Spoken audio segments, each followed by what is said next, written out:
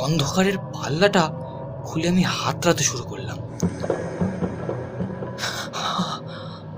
কিন্তু কিন্তু কারো হাত যেন আমার আমার হাতে ঠেকলো। আমি আমি ফিস ফিস করে জানতে চাইলাম, মি।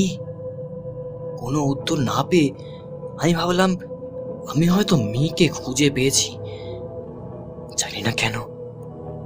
তবে এটা সত্যি যে একটা শিউরে ওঠা অনুভূতি আমাকে আঁকড়ে ধরলো।